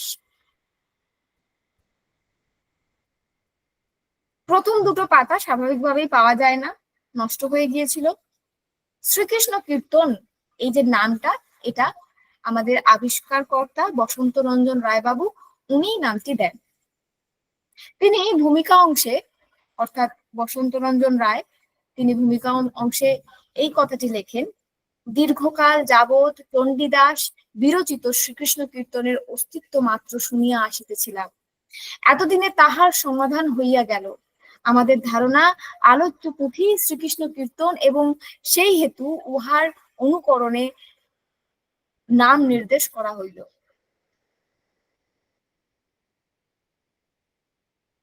মোটামুটি আমরা শ্রীকৃষ্ণ কীর্তন কাব্যের এই যে কোথায় কি ব্যাপার জানলাম। এতে আমরা জানি কতগুলো খণ্ড রয়েছে? 13টি খণ্ড। 13টি খণ্ড। আচ্ছা, শেষটা মানে 13টি খণ্ড, শেষটার নাম কিন্তু রাধা বিরহ। এর মানে এই নয় যে 12টা খণ্ড, খণ্ড কিন্তু 13টাই। এটা প্রক্ষিপ্ত খণ্ড, রাজা বিরহ। প্রক্ষিপ্ত। আরো একটা সমস্যা রয়েছে, শ্রীকৃষ্ণ কীর্তন কাব্য কার লেখা? চণ্ডীদাসের লেখা। বড়ু চণ্ডীদাস। আবার চণ্ডীদাস অনেকগুলো লোক রয়েছে, অনন্ত চণ্ডীদাস, অনন্ত বড়ু চণ্ডীদাস, বড়ু চণ্ডীদাস, চণ্ডীদাস, দ্বিজ চণ্ডীদাস। এখন কোন চণ্ডীদাসের যে লেখা শ্রীকৃষ্ণ কীর্তন কাব্য তা নিয়ে আবার কেচ্ছার শেষ নেই। কি হতো প্রকৃত কারণটা আমি একটু, আপনারা জানেন তাও একবার একটু রিকল করার চেষ্টা করা যায়। যে আগে যেহেতু ছাপাখানা ছিল না, ছাপাখানা না থাকার কারণে যখন কপি করা হতো তখন একটা মানুষই হাতে লিখতেন। তো এই লিখতে গিয়ে কি হতো, দেখবেন অনেক কাব্যের নানা রকম নাম, আলাদা আলাদা জিনিসপত্র পাওয়া যায়। এটার কি হয় জানেন, ওই লিখতে গিয়ে ধরুন হাতের লেখা বুঝতে পারলো না, কোনো শব্দ বুঝতে পারলো না, তার যেটা মনে হলো সেটা লিখে দিল। আবার ধরুন একটু পেছন পাকামো করে যে এইখানটা এরকম আমার পছন্দ নয়, আমি আমার পছন্দের মতো কিছু একটা জুড়ে দিই, এরকম। এই যে অনুলিপি, অনুলিপি করতে গিয়ে সমস্যাটা কি হয়েছে, কেউ ধরুন ভণিতা অংশে ধরুন লেখা আছে চণ্ডীদাস, বড়ু চণ্ডীদাস, উনি পাকামো করে ধরুন লিখলেন যে শুধু চণ্ডীদাস। বড়ু চণ্ডীদাস এত লেখার কি দরকার, শুধু চণ্ডীদাসই লিখে দিই ছোট করে। ধরুন ছিল প্রকৃত নামটা ধরুন ছিল অনন্ত বড়ু চণ্ডীদাস, আমি ধরুন অনুলিপি করছি, আমার একটু মনে হলো আমি একটু অলস, ধর এত লেখার কি আছে, শুধু বড়ু চণ্ডীদাস, শুধু চণ্ডীদাস লিখলেই হয়, এইরকম একটা। এছাড়া কিন্তু ওই সময়ে বেশ কয়েকজন চণ্ডীদাসের অস্তিত্ব ছিল, এটাও কিন্তু সত্য। আমি একটু আগে বললাম ভণিতা। ভণিতা কি? ভণিতা হলো কবির নাম পরিচয়ে জ্ঞাপক পদের শেষের অংশকে ভণিতা বলে। অর্থাৎ একটি পদের মধ্যে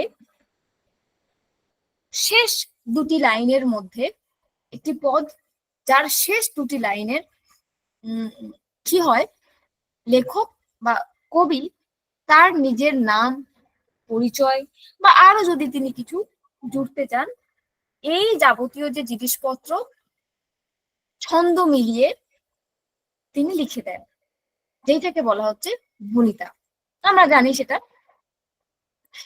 যে কারণে বলা হয় কবির নাম পরিচয় জ্ঞাপক পদের শেষের অংশকে বলা হয় ভণিতা। এই ভণিতা অংশটাই সমস্যা করেছে, কাল করেছে শ্রীকৃষ্ণ কীর্তন কাব্যে। এই শ্রীকৃষ্ণ কীর্তন কাব্যের ভণিতা অংশে এখন অনেকগুলো চণ্ডীদাসের নাম পাওয়া যাচ্ছে, যেমনটা বললাম যে অনন্ত বড়ু চণ্ডীদাস, বড়ু চণ্ডীদাস, চণ্ডীদাস, দ্বিজ চণ্ডীদাস, হ্যাঁ, এইরকম। আচ্ছা, এবার আমি একটু স্ক্রিনটা শেয়ার করছি, এখনো করিনি, করবো।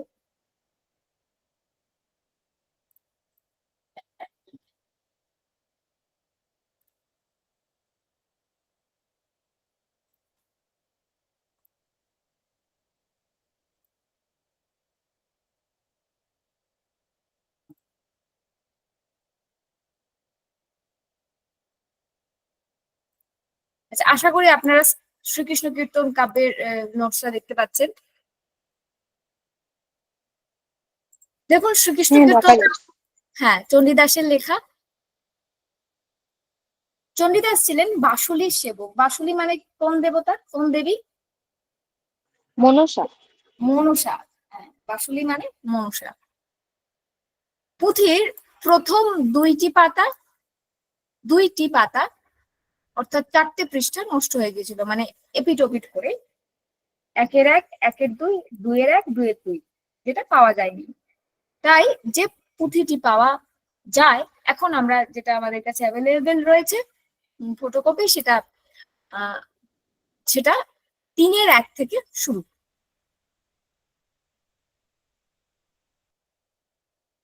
আচ্ছা, আমি যতটা দেখলাম শ্রীকৃষ্ণ কীর্তন কাব্য থেকেও উপর উপর প্রশ্ন রয়েছে। মানে ধরুন এখানে যেমন আমি দিয়েছি যে নারায়ণ দিয়েছিলেন একটি শ্বেত ও একটি কৃষ্ণ কেশ। এই শ্বেত হলো বলরাম এবং কৃষ্ণ কেশ হলো কৃষ্ণ। এই ধরনের প্রশ্ন আসার সম্ভাবনা খুবই কম, খুবই কম। তো তাও যাদের সময় থাকবে, যারা মনে করবেন যে আমার কাছে এনাফ, মানে আমি অলরেডি পড়ে ফেলেছি সব, আমার কাছে টাইম আছে, তারা এগুলো একটু দেখে যাবেন। আচ্ছা, কৃষ্ণ দৈবকীর অষ্টম গর্ভের সন্তান। চিন্তির শব্দের অর্থ হলো চিন্তিল। 32 রাজলক্ষণ সমন্বিত মহা পরাক্রমশালী তিনি হলেন কৃষ্ণ। কৃষ্ণের পরিধানে সবসময় থাকতো পীত বস্ত্র। কৃষ্ণ প্রতিদিন বৃন্দাবনে গিয়ে গোরক্ষা করতেন। রাধার স্বামীর নাম আইহন। এইটা খুব ভালো করে একটু দেখে রাখবেন বানানটা, আইহন। আয়ান, আয়ান আ অন্তস্থ একার দন্ত ন আয়ান, আ হস্যই হয়েও কা দন্ত ন আইহন, এই জাতীয় বানান নয়। এখানে যেটা লেখা আছে আইহন, এই নামটাই, মানে যদি অপশনে এরকম দেয় তাহলে এই নামটাই হবে, যার প্রকৃত নাম কি অভিমন্যু। আচ্ছা, বড়াই হলো, বড়াই বানানটার ক্ষেত্রে আমি তাই বলবো, বিভিন্ন জায়গায় বিভিন্ন নাম আমি দেখেছি, ব ডয় শূন্য রয় একা হস্যই, আবার ব ডয় শূন্য রয় একা অন্তস্থ, এরকম নয়। প্রকৃত বানান একদমই এটা, ব ডয় শূন্য রয় একা অন্তস্থ হস্যই, বড়াই। যিনি ছিলেন পদ্মার পিসি, পদ্মা হলো রাধার মা। রাধাকে এগুলো করার দরকার নেই, হ্যাঁ, এগুলো আসবে না, আমি আবারও বলছি, যারা পারবেন তারা করবে। আচ্ছা, রাধার অপর নাম হলো চন্দ্রাবলী, এটা খুব ইম্পর্টেন্ট, খুব ভালো করে মনে রাখবেন। আচ্ছা, এবার দেখুন তাম্বুল খণ্ডের যে আমাদের 13টা খণ্ড আছে, জন্মখণ্ড থেকে শুরু করে একদম আমাদের রাধা বিরহ পর্যন্ত 13টা খণ্ডের মধ্যে 19 নম্বর পদের কিছু অংশের পর 9 নম্বর পাতা আর নেই, এখানেও কিছু একটু জায়গা মিসিং রয়েছে। রাধা, কৃষ্ণ রাধাকে ফুল পাঠিয়েছিল নবমল্লিকা মালতী। আচ্ছা, রাধা 27 নম্বর পদে তাম্বুল খণ্ডে বড়াইকে চর মারে, এটা খুব প্রাসঙ্গিক প্রসঙ্গ, তো এটা খুব ইম্পর্টেন্ট। অপমানের জ্বালায় আমার আমার বিষ খাইয়া মরিতে ইচ্ছে করে, এটা বড়াই বলছে। আচ্ছা, বংশীখণ্ড, জন্মখণ্ড, বংশীখণ্ড, তাম্বুল খণ্ড আর রাধা বিরহ, এই খণ্ডগুলো একটু একটু মানে ভালো করে আপনারা একটু তৈরি করবেন। সব থেকে গুরুত্বপূর্ণ খণ্ড এইগুলোই। আর এই 4টের মধ্যেও যদি খুব গুরুত্বপূর্ণ বলেন তাহলে কিন্তু আপনার বংশীখণ্ড এবং রাধা বিরহ, এই দুটি কিন্তু খুব ইম্পর্টেন্ট, এই দুটিকে কিন্তু খুব ভালো করে করবেন। আমি বংশীখণ্ডটাকে একটু ব্রডলি আলোচনা করেছি। 16 গোপিনী যমুনার ঘাটে জল আনতে গিয়েছিল, এর ভেতরের যে বিষয় গল্পটা সেটি, কৃষ্ণ মোহন বংশী নির্মাণ করলো। মোহন বংশীতে রয়েছে 7টি ছিদ্র, যেখানে সোনার স্বামী লাগাইয়া হীরার কারুকার্য করা ইত্যাদি। কালিন্দী নদীর কথা রয়েছে, যমুনার কথা রয়েছে। বংশীখণ্ডের এত নম্বর পদে প্রকৃতির বর্ণনা রয়েছে। এইগুলো এতটা না পারলে করার দরকার নেই। হ্যাঁ ম্যাম, বংশীখণ্ড আর রাধা বিরহের টেক্সটটা কি আপনি দিতে পারবেন? দিতে পারবো, অবশ্যই দিতে পারবো, ওকে, দিয়ে দেবো আমি গ্রুপে দেব। যদি আমি আজকের মধ্যে না পাঠাই, না সরি কালকের মধ্যে না পাঠাই, আমাকে আমি একবার আপনাকে গ্রুপে মনে মেসেজ করিয়ে করে দেবো। দেবেন। হ্যাঁ হ্যাঁ হ্যাঁ, আমি যদি কাল সন্ধ্যের মধ্যে না পাঠাই তাহলে একটা মেসেজ করে দেবেন। Okay ma'am. এইগুলো একটু মানে ভেতরের জিনিসপত্র নিয়ে আলোচনা রয়েছে, ওপর ওপর যে মানে সাধারণ তথ্য সেগুলো আমি নোটসে দিয়ে দেবো, সেগুলো আমি এখানে বলতে চাই না, সেগুলো সবাই জানে, মানে বাচ্চাদের ইয়ে হয়ে যাবে, সেটা করিনি আমি। আচ্ছা, কৃষ্ণ তার বাঁশি হারিয়ে ফেলেছিল গোকুলে, খুবই ইম্পর্টেন্ট এটা। আচ্ছা, কিছু শব্দার্থ মনে রাখবেন। যেমন মিট শব্দের অর্থ হলো মিছ, মিথ্যে কথা। কৃষ্ণের বাঁশির দাম হলো 7 লক্ষ।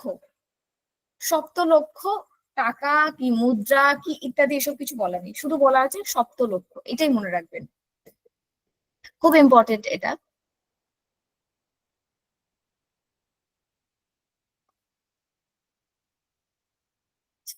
আচ্ছা, রাধা বিরহ, এটাও খুব ইম্পর্টেন্ট। এগুলো করার দরকার নেই এত। আচ্ছা, এইটা কয়েকটা জিনিস একটু দেখলে ভালো হয়, যে বড়াই রাধাকে বলে চণ্ডী পূজা করতেন। আচ্ছা, খেয়াল রাখবেন এই যে চণ্ডী কিন্তু আমাদের কিন্তু এটা মানে চণ্ডী এক অর্থে মনসার মাতা হলেও কিন্তু চণ্ডী আবার এক পুরাণ মতে কিন্তু মনসারই আরেকটা রূপ।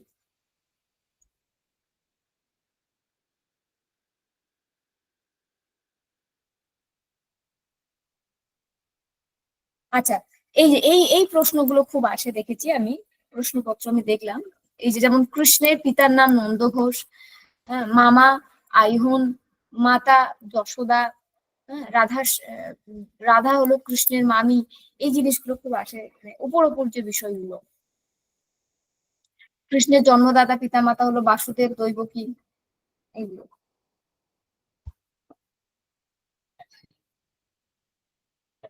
কিছু শব্দার্থ রয়েছে এইখানে, মানে সামান্য কিছু শব্দার্থ রয়েছে, আপনারা এইটা একটু ভালো করে করবেন। যেমন ধরুন আর্চারি শব্দের অর্থ দ্বাদশ, আদিবস শব্দের অর্থ দুর্দিন, যেগুলো স্টার দেওয়া আছে, এরকম স্টার দেওয়া আছে, সেইগুলো আপনারা অবশ্যই দেখে যাবেন। হ্যাঁ, যেমন ঘড়িয়াল শব্দের অর্থ হলো কুমির, মানে কুম্ভীর বা কুমির। হ্যাঁ, গিরিশ সমুদ্র শব্দের অর্থ হলো গ্রীষ্মকাল। দেবরাজ শব্দের অর্থ মানে শ্রীকৃষ্ণকে বলা হয়েছে। ধরুন এরকম প্রশ্ন আমি মানে প্রশ্নের যে টেন্ডেন্সি আমি দেখেছি, তাতে করে এইরকম প্রশ্ন, দেবরাজ বলতে কাকে বোঝানো হয়েছে? দেবরাজ বলতে আমরা এক্ষুনি মনে হবে ইন্দ্রকে, কিন্তু না, কৃষ্ণকে। আচ্ছা ম্যাম, বলছি প্রিভিয়াস ইয়ারের কোশ্চেন গুলো কি একটু পাঠানো যাবে? পাঠানো যাবে বলতে, আচ্ছা ঠিক আছে, আমি বীরেশ্বর দাকে বলবো পাঠিয়ে দেবে। আপনারা একটা কাজ করুন, বুঝলেন? উম উম, দেখবেন, আমার মনে হচ্ছে বীরেশ্বর দা পাঠাবে আপনাদেরকে। আমি অন্য সোর্সে দেখলাম আর কি, একজনের কাছ থেকে নিয়ে, যেহেতু আমি আপনাদেরকে পড়াবো, উম, তার কারণ আমি দেখলাম কেমন করে কি প্রশ্ন হয়। উম, আমার তো জানা নেই যে এসএসসির প্রশ্ন কেমন করে কিভাবে কি হয়, আমার জানা ছিল না। যেহেতু আপনাদেরকে আমি পড়াচ্ছি, তার কারণে আমাকে এটা নিয়ে একটু চর্চা করতে হচ্ছে। যদিও আমি আমি পরীক্ষার্থী নই, আমার বিএড নেই। তো আমি দেখলাম যে উপর প্রশ্ন আছে আপনাদের। সব থেকে আমি এ বিষয়ে কথা বলবো, আমি একটু পড়ি, আগে আমি বলে নিই, তারপর আমি বলছি। এর একটু দেখবেন, প্রবাদ প্রবচন দেখতে হবে না, আসবে না এগুলো। আচ্ছা, এইটা একটু দেখবেন, ঠিক আছে? এই জিনিসটা যখন নোটস টাইপ করে দেওয়া হবে, ওখানে বলে দেওয়া হবে, মানে ওখানে যেগুলো প্রয়োজনীয় সেইগুলোই কেবলমাত্র আপনাদেরকে দেওয়া হবে। সেগুলো কিন্তু ম্যাম এই জন্মখণ্ড। পিডিএফটা, ম্যাম একটু বলছি এই পিডিএফটাও আপনি একটু পাঠাবেন তো? এটা পাঠাবো আপনাদেরকে। হ্যাঁ হ্যাঁ, এটাও পাঠিয়ে দেবেন, তারপরে হ্যাঁ সেটা ম্যাম, এটা যখন পাঠাবেন। টাইপ করে যেটা করতে হবে। ঠিক আছে, আমার কোনো অসুবিধা নেই, আমি পাঠিয়ে দেবো। ঠিক আছে, এটা একটু পাঠিয়ে দেবেন। দেখুন, জন্মখণ্ড, এটার যে ঘটনাস্থল সেটা কিন্তু গোকুলে, মানে গোকুল মানে কোথায়? বৃন্দাবনে। তাম্বুল খণ্ড, এটার যে ঘটনাস্থল সেটা হলো যে বকুলতলা। আর বংশীখণ্ড, এটার যে ঘটনাস্থল সেটা হলো কদমতলা। আর রাধা বিরহ, এটারও ঘটনাস্থল কদমতলা। শ্রীকৃষ্ণ কীর্তন কাব্যে সংস্কৃত শ্লোকের সংখ্যা 161টি। তার মধ্যে জন্মখণ্ডে 3টি, আর কোন খণ্ডে কি এটা দেখার দরকার নেই, 161টাই দেখবেন, মানে এর এত ভেতর থেকে আসবে না। যারা প্রশ্ন করবেন তারা পড়বেনই না এত ভেতরে। আচ্ছা, এইখানে কিছু প্রাসঙ্গিক তথ্য দেওয়া আছে যে 1323 বঙ্গাব্দে বঙ্গীয় সাহিত্য পরিষদ থেকে প্রকাশিত হয়।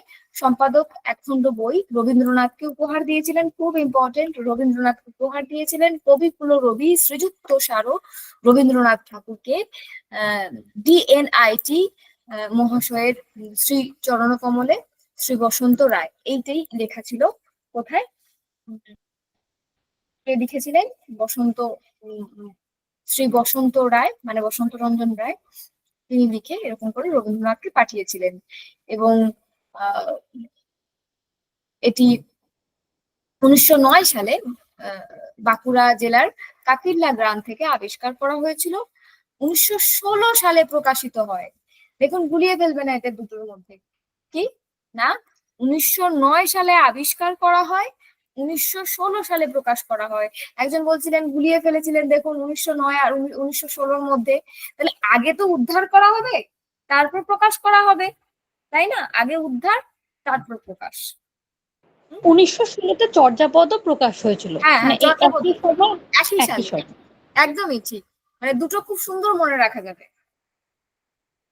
আচ্ছা, এতে মোট পদ সংখ্যা খণ্ডিত সহ 418, মতান্তরে 417। আপনারা যেটা করবেন, কি করবেন বলুন তো? অপশনে যেটা রয়েছে সেটাই করবেন। আর যদি অপশনে 418, 417 দুটোই দিয়ে দেয়, তাহলে দুটোই উত্তর ঠিক হবে। যখন আনসার শিট দেওয়া হবে তাহলে দুটোই হবে ঠিক। আচ্ছা, প্রথম দুটি পাতা পাওয়া যায়নি। প্রাপ্ত শেষ পৃষ্ঠা সংখ্যা, লাস্ট যে পেজটা তার পৃষ্ঠা সংখ্যা, যেটা পৃষ্ঠা নাম্বার যেটা, সেটা হলো 226/2। অতঃপর পুঁথিটা খণ্ডিত। এত জানার দরকার নেই, এইটুকু জানলেই হবে। জন্মখণ্ডের 1-3 পৃষ্ঠা হইতে রাধা বিরহের 226/2 পৃষ্ঠার মধ্যবর্তী নিম্নলিখিত পাতাগুলো এখানে যেটা রয়েছে পাওয়া যায়নি। এই যে 9, 16, 17 ইত্যাদি, এগুলো, এই পাতাগুলো পাওয়া যায়নি। পুঁথিটি তুলোর কাগজে লেখা। বসন্ত রঞ্জন রায় জানিয়েছেন পদের সংখ্যা 415, খণ্ডিত সহ। মনে রাখবেন, যদি বলা হয় বসন্ত রঞ্জন রায়ের মতে কত পদের সংখ্যা, তাহলে 415, কিন্তু সাধারণত যদি জিজ্ঞাসা করে তাহলে 418 বা মতান্তরে 417।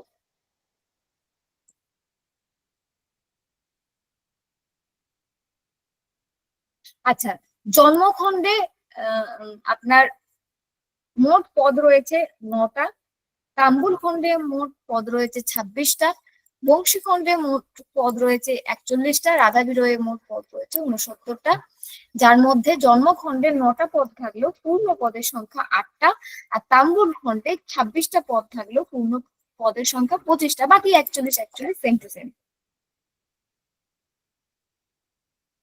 এগুলো দরকার নেই, এগুলো একদমই করবেন না, জীবনে আসবে না এই প্রশ্ন। হ্যাঁ,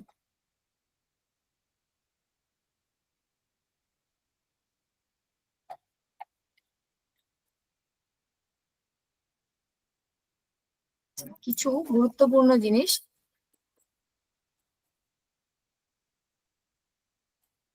আচ্ছা, বলছিলাম যে যেগুলো সম্ভাব্য বা আসতে পারে সেটা আপনি ফ্রেশলি নোট করে পাঠাবেন, তাই তো? ওগুলো টাইপ করতে দেওয়া হয়েছে, আমি আচ্ছা। বিশেষজ্ঞকে পাঠিয়েছি, ওইগুলো টাইপ করে আপনাদেরকে দেওয়া হবে। আচ্ছা, আচ্ছা, এই গেল মোটামুটি শ্রীকৃষ্ণ।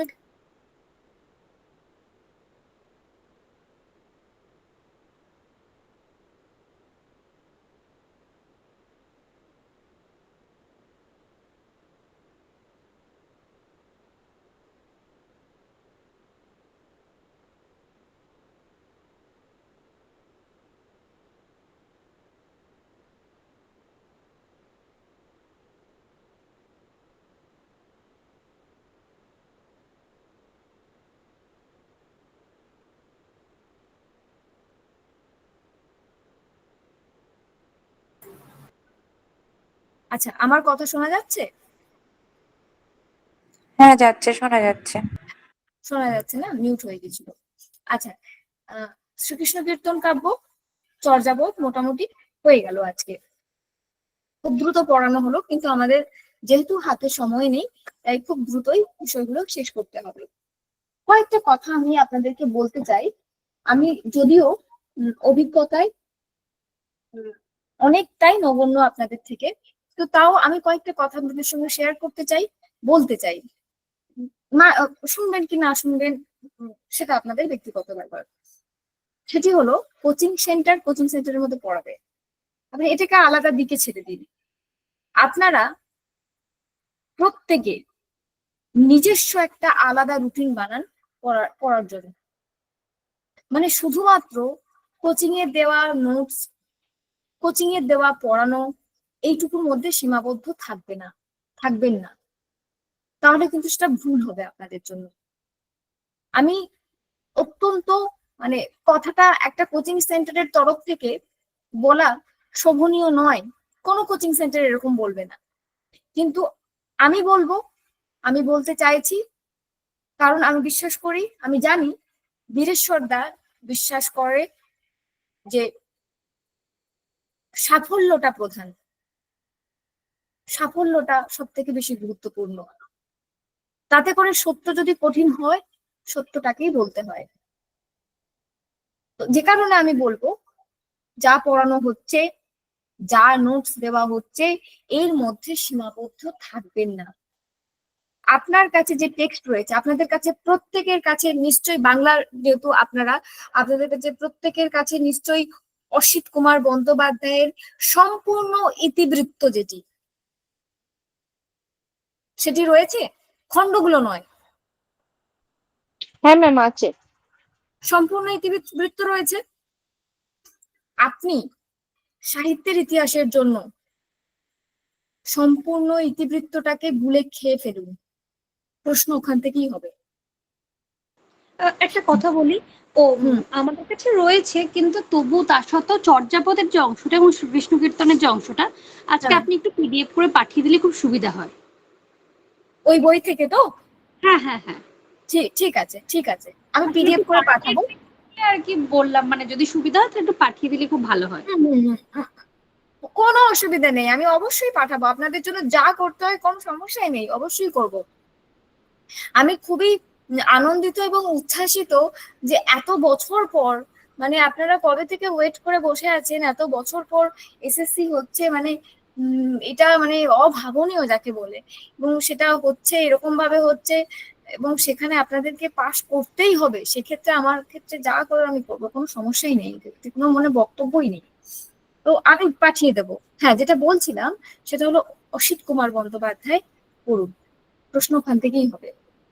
আপনার কাছে যদি ডক্টর সুকুমার সেন থাকে, তাহলে সেটাকেও একবার চোখ বুলিয়ে নিন, একটু চোখ বুলিয়ে নিন।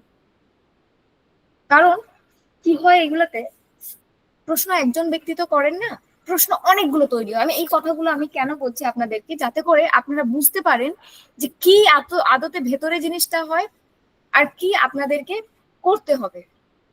প্রশ্ন করেন অনেক শিক্ষকেরা, কলেজের শিক্ষকেরাই করেন, কলেজ বিশ্ববিদ্যালয়ের শিক্ষকেরাই করেন।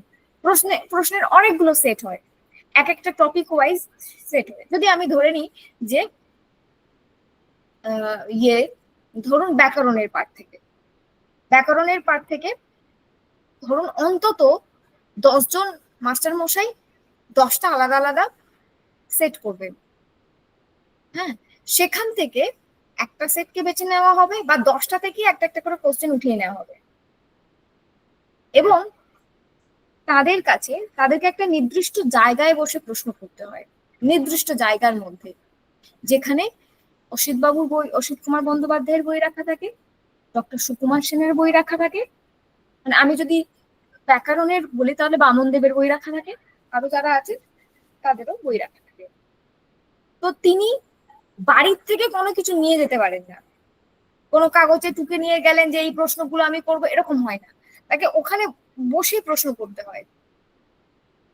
এটা রেকর্ডেড হচ্ছে না ক্লাসটা? হ্যাঁ, ক্লাসটা রেকর্ডেড হচ্ছে। তো যাই হোক, তো এরকম একটি বিষয় যে তো আপনারা যেটা পড়বেন সেটা হলো সাহিত্যের ইতিহাসের ক্ষেত্রে যেটা বললাম অসিত কুমার বন্দ্যোপাধ্যায় পড়বেন, আর ডক্টর সুকুমার সেন সেটা হাতের কাছে রাখবেন, সাল টালগুলো একটু দেখবেন ওখান থেকে। এটা আর সব থেকে গুরুত্বপূর্ণ বিষয় হলো সেটা হলো আপনারা একটা নিজস্ব রুটিন করুন, নিজস্ব ওয়েতে পড়াশোনা করুন।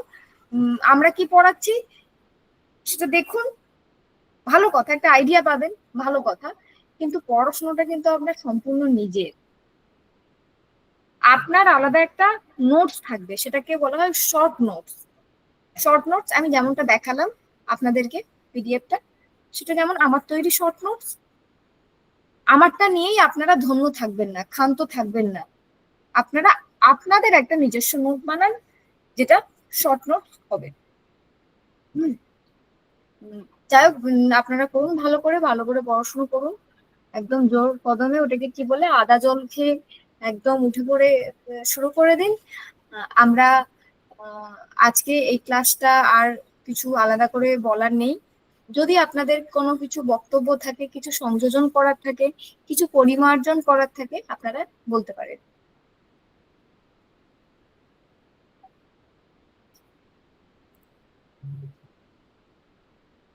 আচ্ছা, সংযোজন পরিমার্জন কেউ কিছু করলেন না, ঠিক আছে। পরের দিন যেটা পড়ানো হবে, যেটা আলোচনা করা হবে, তার সঙ্গে চর্যাপদ এবং শ্রীকৃষ্ণ কীর্তন কাব্য থেকে 15 থেকে 20টার মধ্যে প্রশ্ন থাকবে। প্রথমে পরীক্ষা নেওয়া হবে, তারপর পরের যে টপিক সেইটাতে আমরা আলোকপাত করব। আজকের ক্লাস তাহলে এই পর্যন্তই থাকলো। সবাইকে শুভরাত্রি, ভালো থাকবেন, সুস্থ থাকবেন, মানসিকভাবে সুস্থ থাকবেন, খুব করে পড়াশোনা করুন। আপনাদের সঙ্গে দেখা হচ্ছে আবার পরের ক্লাসে। শুভরাত্রি। শুভরাত্রি ম্যাম। হ্যাঁ।